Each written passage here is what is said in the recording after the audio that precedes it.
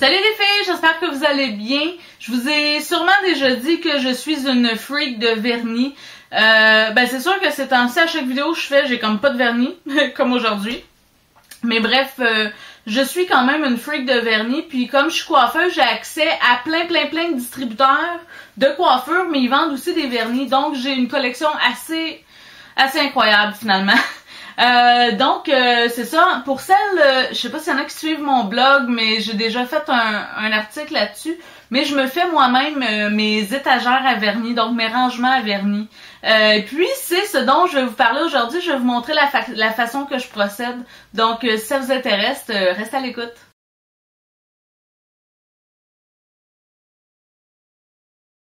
J'ai mes deux panneaux de styromousse ici, c'est vraiment des comme des grosses feuilles de styromousse. Il y en a des blanches, des noires. Moi, je les ai trouvées au magasin à 1$. Ouais, c'est mon chien qui se promène ici.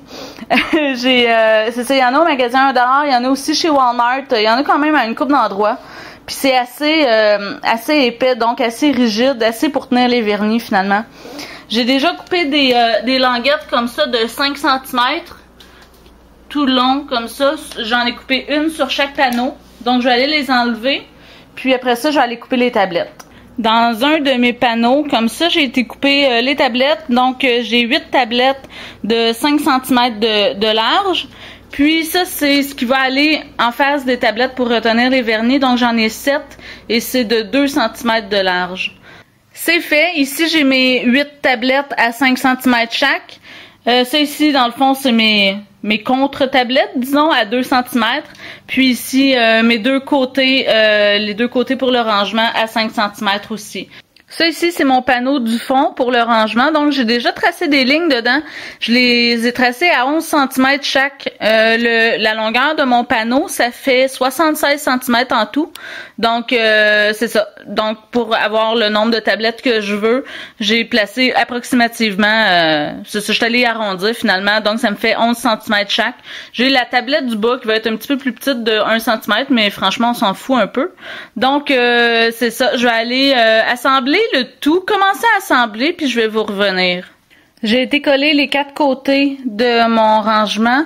Maintenant, je vais aller sécuriser, je vais aller remettre de la colle par en dedans pour vraiment, dans le fond, à chaque chose que je vais coller, je vais mettre de la colle comme des deux côtés pour vraiment que ce soit sécurisé, pour pas que ce soit chambranlant.